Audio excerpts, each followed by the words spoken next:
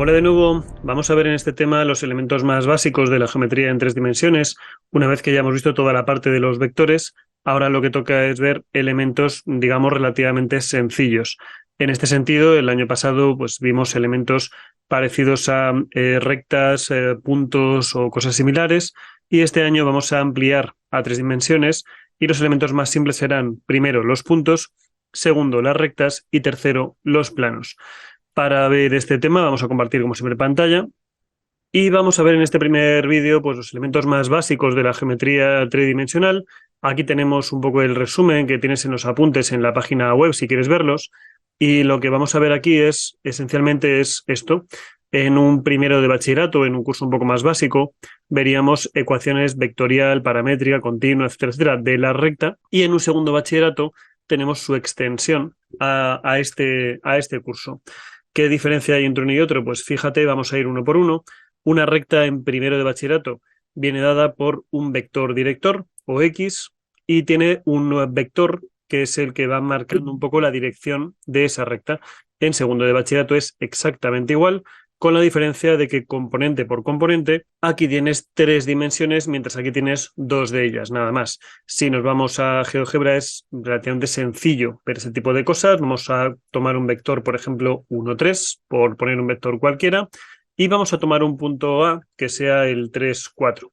¿Qué es lo que hace una recta? Pues esencialmente toma un deslizador, toma un parámetro lambda o un parámetro, llámalo como tú quieras. Vamos a utilizar lambda en este caso, que es lo más frecuente, y lo que va a hacer es a este punto va a generar un nuevo punto, vamos a llamarle P, que sea el punto de partida más lambda veces el vector V. Entonces, ¿qué estamos haciendo? Si este lambda es igual a 1, desplazamos este punto A hasta este punto P. Si lambda es igual a 2, por ejemplo, pues nos estaríamos yendo desde el punto A hasta el doble del vector V, es decir, una vez V y otra vez V. Y así tendrías pues todas las veces que tú puedes sumar o restar el vector V. Por ejemplo, menos una vez el vector V sería ir hacia abajo en esa dirección. Si pintamos, por ejemplo, a este punto P, no sé, de un color verde, por poner un color cualquiera, veríamos que si aquí animamos este lambda, estaríamos fabricando puntos de una recta. Claro, lo más interesante en GeoGebra, sobre todo, es que tú puedes colocar aquí el rastro de los objetos, que significa que según se va moviendo, este punto va dejando un rastro a su alrededor. Entonces, si partimos de un punto A y nos movemos un vector V, lo que hacemos es generar una recta partiendo de un punto y a través de ese vector V.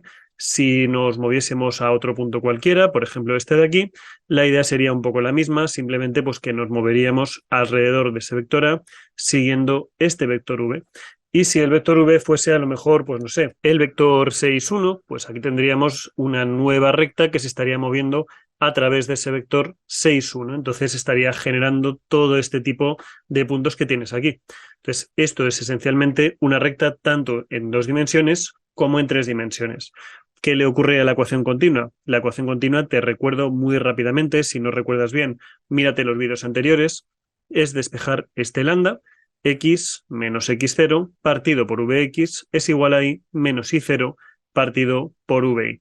¿Qué pasa en tres dimensiones? Tienes una triple igualdad, una doble igualdad, depende de cómo lo veas, en la cual despejarías lambda de la x, de la y y de la z. Y aquí llega una parte muy interesante, y es que en dos dimensiones tiene sentido la ecuación general, una única ecuación que describe una recta en el plano, y la ecuación explícita y punto pendiente que hace una relación, una función en el fondo, y igual mx más n o y igual y0 más mx menos x0. Esta es una relación funcional que en tres dimensiones no tiene tanto sentido porque ya hay tres variables y esto no se puede hacer. Entonces, estas ecuaciones en tres dimensiones no existen. Sin embargo, ¿qué ocurre? Que la ecuación implícita en dos dimensiones no tiene sentido, pero en tres dimensiones lo que tenemos es esencialmente la unión de dos planos. Si tú juntas dos planos en tres dimensiones, lo que tienes es una recta. Vamos a borrar todo esto de aquí, nos vamos a ir a las tres dimensiones. Recuerda que aquí tienes la gráfica en tres dimensiones y lo que vamos a hacer es colocar dos planos cualesquiera. Por ejemplo, x más y más z igual a 1 sería un plano y x menos y más z es igual A2. Daría un poco igual los planos que cojas si los tomas de forma relativamente general y ahí tienes en la unión de los dos planos tendrías tu recta, ¿vale? Que sería esta que viene por aquí. Podemos pedirle incluso a GeoGebra que nos interseque estas dos ecuaciones, la ecuación 1 y la ecuación 2, estos dos planos, y ahí tendríamos la ecuación de la recta, que sería justamente esta que tienes por aquí. Claro, en este mismo sentido ya tenemos aquí las ecuaciones en 3 dimensiones de la recta, esta y esta. No tenemos ya ni general, ni explícita, ni punto pendiente, pero podemos irnos un paso más allá a ver el siguiente objeto simple en 3 dimensiones, que sería el plano. Entonces, en cuanto a los planos, no tiene sentido en 2 dimensiones, simplemente ya tiene sentido en una tercera dimensión y ahí tendrías las ecuaciones del plano. ¿Qué significa esencialmente esto? Pues fíjate que lo que tienes aquí arriba, la ecuación vectorial del plano, es básicamente la misma que teníamos en la recta, pero en vez de tener un único parámetro, lambda, ahora tienes dos parámetros, lambda y sigma, por darle un nombre cualquiera.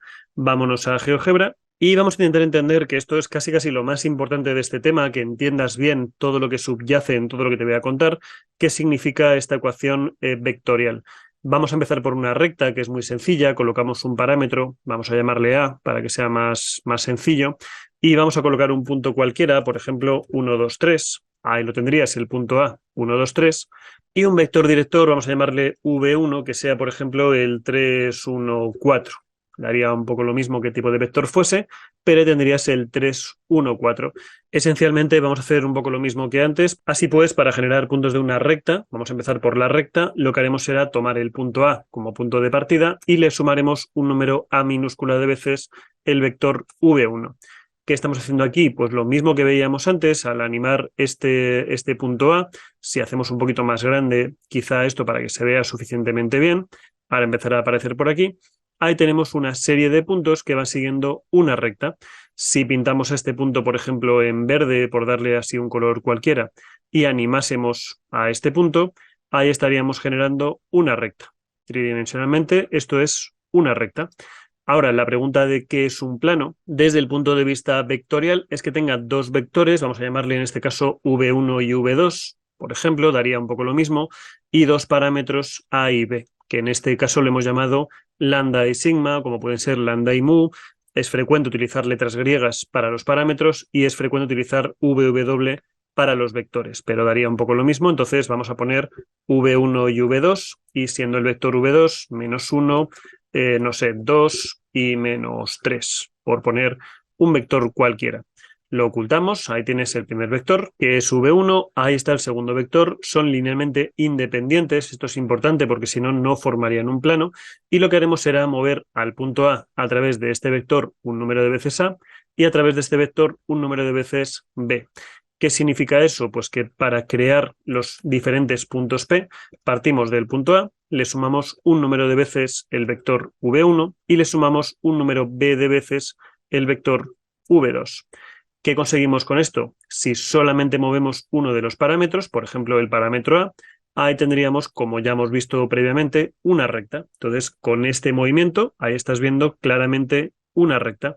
Pero claro, al tener una segunda libertad, que es esta B minúscula, cuando le añadimos el vector V2 un número de veces, lo que hacemos es moverlo de un lado para otro. Entonces, si dejásemos, vamos a decirlo así, el tiempo suficiente a estos deslizadores moviéndose por un lado y por el otro, vamos a hacer así un poco para que se vea relativamente bien, ¿vale? Y tendríamos pues muchos puntos generados según estamos moviendo el parámetro A y el parámetro B.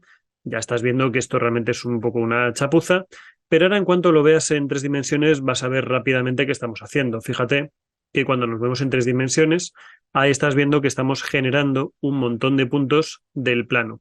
Claro, lo ideal que sería, pues, animar el punto A.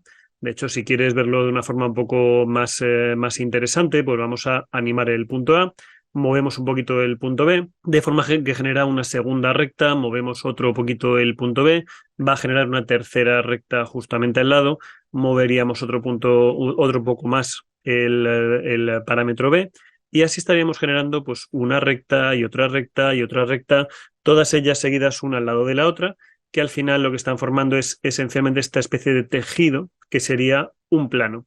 Entonces, esto es una ecuación vectorial del plano. Simplemente partimos de un cierto punto que hemos llamado OP y a partir de ahí tenemos dos vectores que podemos mover libremente con un lambda y un sigma, en este caso, lambda y sigma, que son números reales. Y este OP es básicamente un punto cualquiera. Claro, si despejásemos de aquí de las ecuaciones, tendríamos, pues como antes, x es igual a x0 más lambda veces vx y aparte sigma veces wx y lo mismo para las demás. Ecuación paramétrica. Y en cuanto a la ecuación implícita o general, es un poco más complicado de ver y de hecho yo creo que no merece mucho la pena que en este tema lo estudiemos con mucho detalle por qué pasar de aquí a aquí, pero la idea básicamente es que si esto es un plano cualquiera en 3 dimensiones, tiene un vector característico, aparte de los dos vectores que generan el plano. Vamos a colocarlos por aquí. Este sería el vector v y este el vector w. ¿Vale? Daría un poco lo mismo. Son dos vectores que generan este plano, moviéndose alrededor de él. Pero claro, hay un vector especial, vamos a llamarlo así, que es el vector normal del plano. Y este es un vector cuya única característica es que aparece perpendicular a este plano. Y si lo llamamos A, B y C, este es un vector que esta A, B y C son las coordenadas del vector en la ecuación general, es decir, AX más BY más CZ más D igual a 0. A, B y C son las coordenadas del vector normal.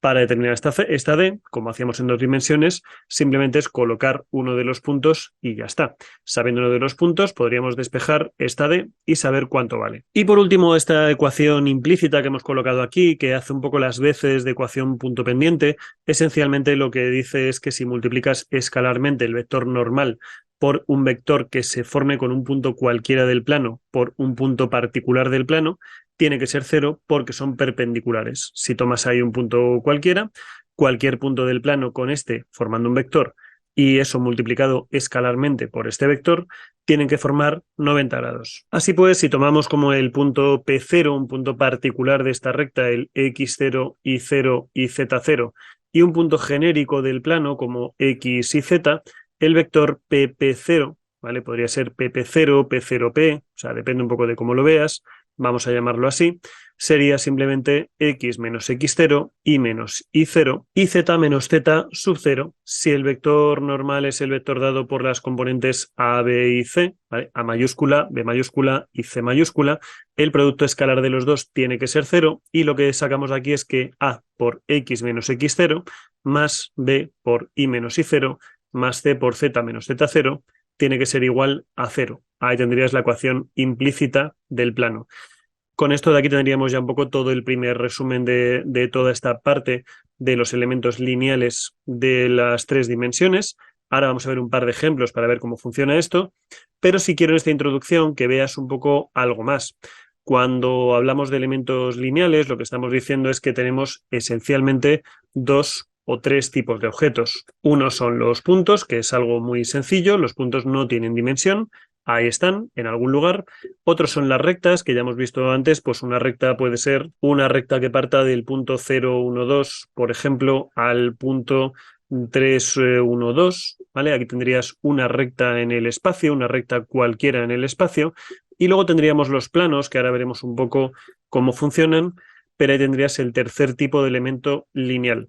En este curso solamente vamos a ver elementos lineales, que serían estos 3, aunque el punto es verdad que tampoco es lineal como tal, pero una de las partes más interesantes de las matemáticas es que te des cuenta de que esto se puede extender prácticamente hasta el infinito. Es decir, ¿qué pasaría si en vez de colocar algo que sea lineal, colocamos algo no lineal? Por ejemplo, x cuadrado menos y más z es igual a 2. Y ahí estás viendo pues una especie de silla de montar de un caballo, una cosa de ese estilo. Si en vez de colocar esto pusiésemos aquí un y al cuadrado, estarías viendo un objeto un poco más complicado, ¿vale? Algo así, voy a quitar todo lo anterior. Ahí sí que tienes una verdadera silla de montar. Si colocásemos aquí, por ejemplo, un cuadrado en la Z, pues tendrías otro tipo de objeto, ¿vale? Ya ves que esto es una especie de diábolo, algo parecido a un diábolo. Y además es muy interesante porque a la que tú cambies un menos por un más, cambiamos completamente la figura y ahí tienes una esfera o depende de cómo lo generes, podrías fabricarte, por ejemplo, un obloide, que sería una figura de revolución, tipo un elipsoide, si quieres verlo así, una especie de balón de rugby, ¿vale? Por decirlo de alguna forma. Pero claro, aquí estamos solo trabajando con polinomios, nada más, x al cuadrado, y al cuadrado, z al cuadrado, pero podríamos ir un paso más allá y poner, por ejemplo, un seno de z o cosas similares, que siempre y cuando lo pusiésemos convenientemente, pues nos quedaría una serie de figuras muy interesantes. Hay que tener un poco de cuidado con estas ecuaciones porque no todas existen, pero por ejemplo, fíjate que si yo pongo, no sé, pues 2 por el seno de x cuadrado más y al cuadrado, ahí empezamos a tener ya una serie de figuras bastante extrañas, bastante curiosas además. Ahí podríamos hacer, por ejemplo, pues la función, lo que viene a ser un sombrero mexicano, que sería algo del estilo a seno de x cuadrado más y cuadrado entre x al cuadrado más y al cuadrado. Sombrero mexicano porque ahí tienes, pues digamos, la parte, la punta del sombrero, por decirlo de alguna forma, y ahí tendrías la parte de la derecha del sombrero, iría como bajando hacia abajo hasta el final. Claro, figuras en 3 dimensiones tendrías infinitas y además tienes de todos los colores habidos y por haber, pero como digo, en este tema en particular nos vamos a centrar solamente en figuras lineales, y figuras lineales son los planos, las rectas y los puntos. Con esto tendríamos más que suficiente. Partimos de esta base para el resto de los vídeos. Ahora te explicaré un poco cómo funciona todo esto. Como siempre digo, espero que te haya sido útil este vídeo y nos vemos ya en el próximo.